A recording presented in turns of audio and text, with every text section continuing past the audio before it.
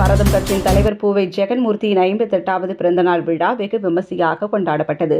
புரட்சி பாரத கட்சியின் தலைவரும் கேவி குப்பம் சட்டமன்ற தொகுதியின் உறுப்பினருமான பூவை ஜெகன்மூர்த்தியாரின் 58வது பிறந்தநாள் விழாவானது அவரது சொந்த ஊரான ஆண்டர்சன்பேட்டையில் உள்ள இல்லத்தில் கொண்டாடப்பட்டது.